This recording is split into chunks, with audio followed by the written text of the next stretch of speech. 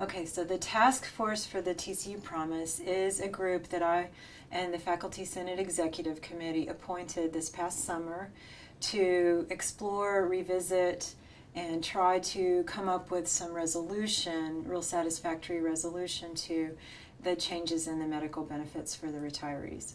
To just revisit that issue in a way that we felt had not really been thoroughly done. And the chancellor had said that he was he was willing to revisit the issue periodically, and so we took him seriously. So there was an announcement, a general announcement to the retirees as well as to faculty and staff that these changes would happen in June, and the announcement was in February of 2013. The changes took effect in June of 2013. No, we weren't consulted. The chancellor has said that he did inform the University Compensation Advisory Committee, UCAC, and says that he informed them of that, but people that I know that were on that committee did not realize what a significant change it was going to be. It was represented as being just simply an accounting change, and so they didn't perceive that it was as significant as it turned out to be.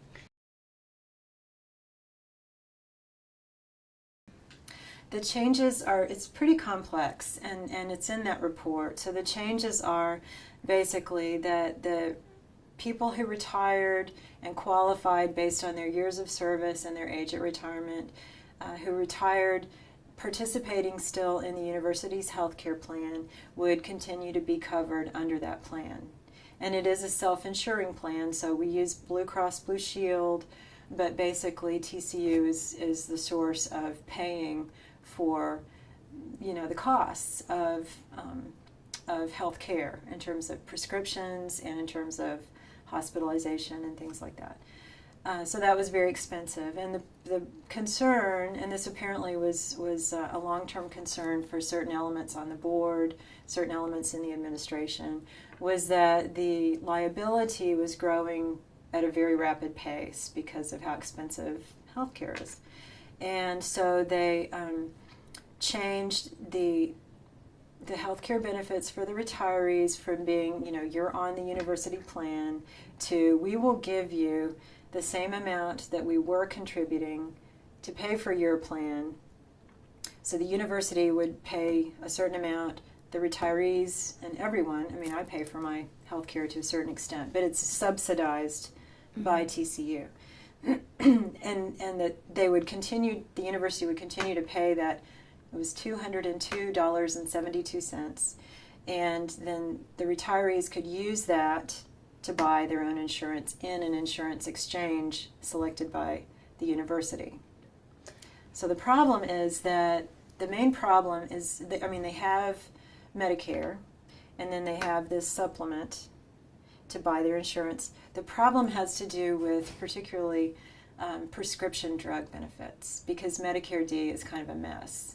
And when you go from having your prescriptions, at a $20, $40 copay level to hundreds of dollars a month sometimes, and that was shocking and sometimes very disruptive for the retirees.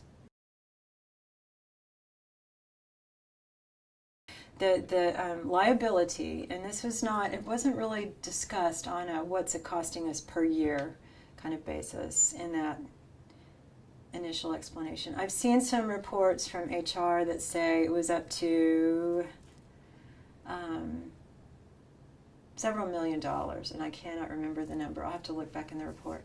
But the liability was up to $78 million, $100 million kind of long-term liability, and now that has been reduced by $43 million. So significant long-term liability decrease. The TCU has very good benefits, and in terms of our salaries, we have good salaries and benefits, but it's not crazy good. I mean, we're sort of in the mid-range in terms of other schools like us, private Division I NCAA competitive schools that have big football programs and schools of that same kind of pattern. We're sort of in the middle to the top part of the lower half of that range in terms of salaries, and then but especially for people like our staff, and it's a wonderful place to work, and you'll find just broad, devotion to TCU among faculty and staff. But the problem was this really took us off guard because it seemed to really go against the culture of participative, shared governance and people in the conversation, and it was really just kind of a decision that was made, and then it's just made. So that's why we took this up again. The people that really are most concerned about it are people who have large prescription drug needs that they have because of their health conditions, and people who are closer to retirement are seeing this. This is going to push back some people's retirement, and it's going to make it very difficult and challenging for a lot of people, more than I would have imagined. I haven't heard from younger faculty that this is such an issue for them.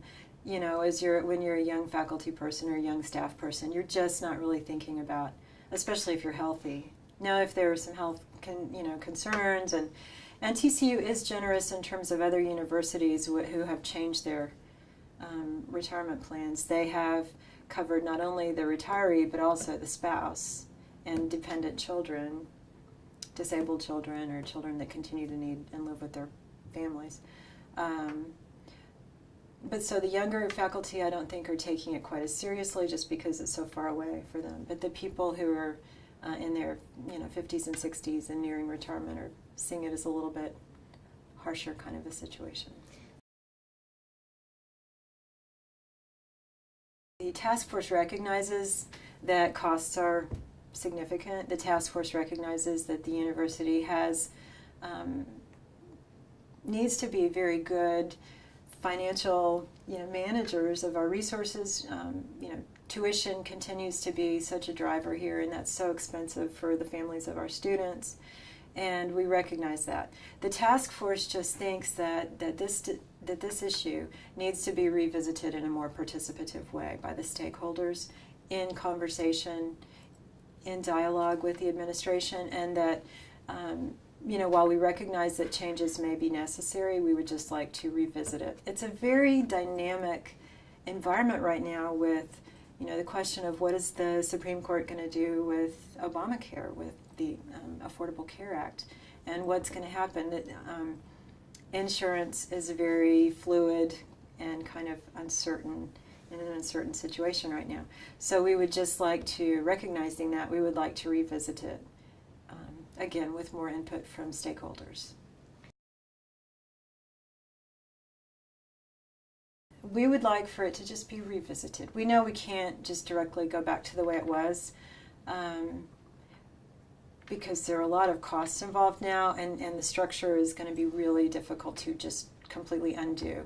But we think that there could be some kind of other provisions, especially for people who, it's the donut hole is what they keep talking about as the big scary thing for people with very large prescription drug costs. And so, questions as to how we could meet people's needs when they get into that kind of a crisis situation, which so many of the retirees in a survey have said that they're getting there faster than they realized, and getting more kind of structures to help with that, what hadn't been an issue before.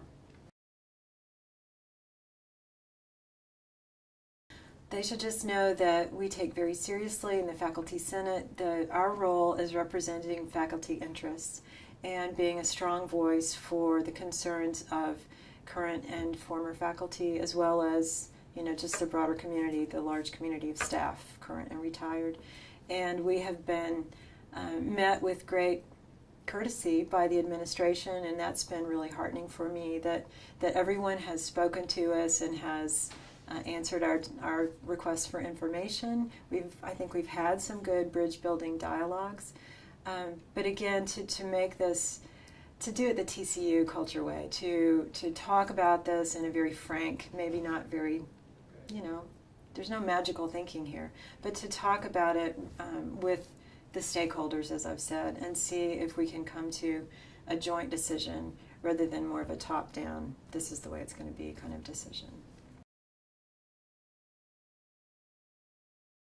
Well, I think just to recognize that the TCU is this place where the culture is strong enough and vibrant enough that we can have these frank conversations. We can disagree without being, hateful and without trying to blow anything up. And so I think you can be assured that the culture at TCU is still very strong and healthy in terms of having a disagreement and revisiting the issue in a way that will perhaps lead to, more satisfaction, at least, if not, everything that anybody wants, but more satisfaction that our concerns have been heard. And so as, again, as students and families of students and alums, we want you to know that we do take seriously the financial responsibilities of running a very big, good, expensive university, and looking at the costs for that, but in a way that's not shifting all of the burden onto kind of the most vulnerable population, which are our retirees who are on fixed incomes, and maybe they never made very much in terms of salary, but they're retired counting on these kind of benefits to see them through. And we're just trying to address that fairly. I mean, that's the TCU way.